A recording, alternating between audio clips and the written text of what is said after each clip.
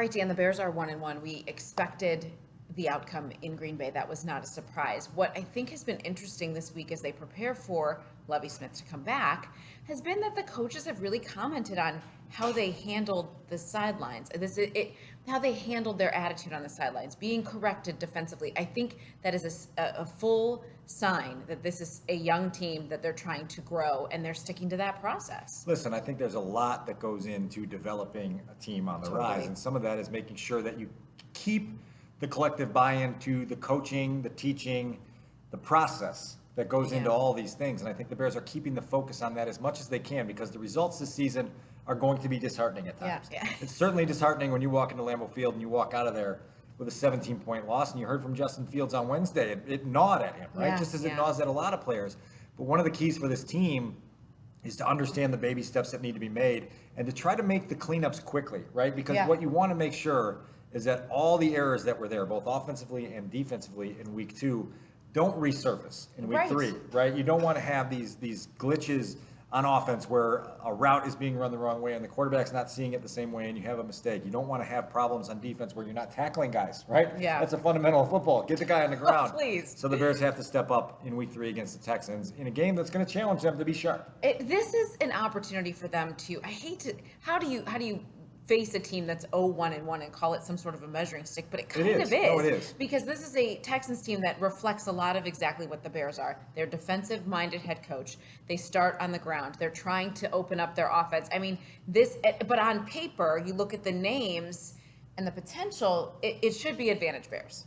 Well, it should be, but I promise you that people in Houston are looking at the Bears roster and saying, I'm looking at the names, looking at the roster, winnable game, right? And so that's what the Bears have to understand here, is that they are not superior to anyone in this league right now. These are very similar teams. Right there, not superior to I mean, it is what it is, right? Right. And these are very similar teams in the sense that they are considered by many around the league to be bottom-tier teams, fighting their way up. They are teams with new coaches, with very similar defensive styles, with second-year quarterbacks, right? And Davis Mills and Justin Fields, who are still finding their way. And I think it's going to really be about the team that makes fewer game-changing mistakes on Sunday more than it is the team that has bigger plays, right? And so it's going to be really interesting to see how that unfolds. All right, so you look at Justin Fields and what he said on Wednesday about making those adjustments, getting up earlier, putting in the work. He doesn't seem frustrated by 28 total pass attempts through for the first 2 games.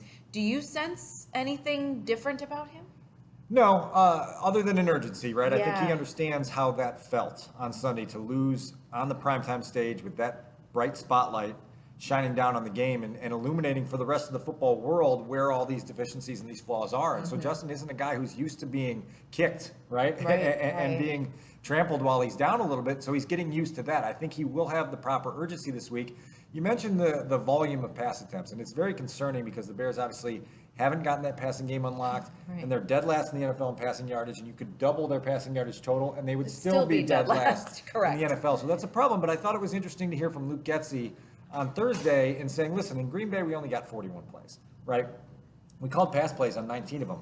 3 of them just happened to be sacks. 3 of them turned into Justin Fields' scramble and runs. And 2 of them were broken plays that were disrupted by miscommunications or problems at the snap, right? And so it's not like there was this 90-10 balance of run versus pass other than the one drive, right? The long 89-yard drive they had. And so I think Luke understands that, look, it was a one-off, and we've got to be cleaner than that. We've got to be more balanced. We've got to be more efficient. But let's not completely panic over a result and a stat that seems jarring when internally we can see the process and figure out ways to work through it. I don't think that's an identity for them, right, Dan? Like, I feel like that the way they're presenting it to us anyway is that this is situational. We're trying to take it one step at a time. Right? One step at a time, one opponent at a time. Because I think that Luke was pretty clear in saying that he likes to play the chess game each week and seeing where an opponent's strengths are and staying away from those, seeing where an opponent's vulnerabilities are and steering towards those, and making that week-to-week adjustment to put together a game plan that attacks the opponent specifically.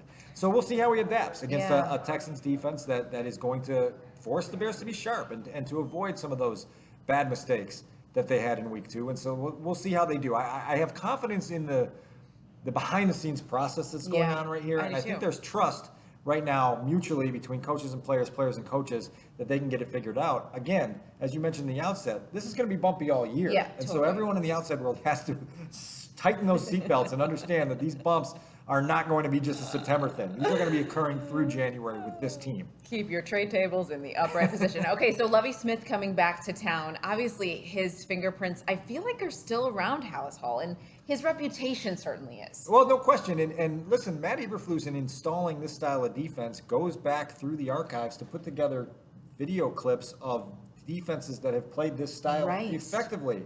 A lot of those clips are 2000s Bears teams, coached by Lovie Smith, led by Brian Urlacher, Charles Tillman, Lance Brigg, Mike Brown.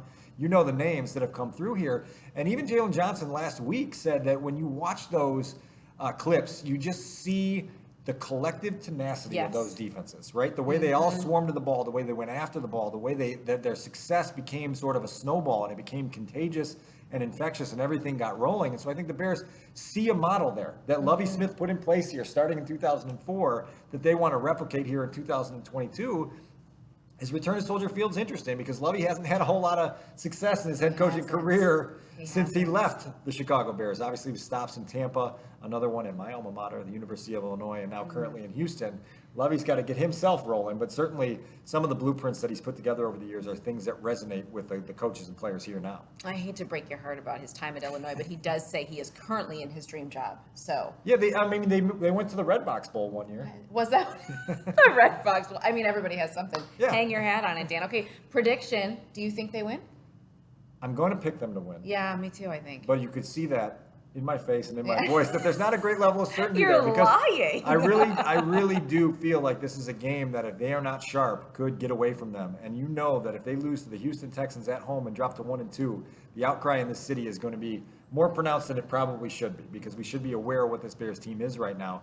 It just is one of those, as you mentioned a few minutes ago, a measuring stick game. And you hope the Bears measure up properly and they play sharp and they play together and they figure out some of the things that they need to get better at, and they get better at them on the fly, right? Because that's what it's going to take for this team to win in a lot of weeks, and this Sunday's game is no different. Well, if they do lose, Justin Fields will be much more slow to speak, I think, after the game. He does not like losing. He does not like losing. I don't either. He's Dan. I'm Dionne. We'll see you next time.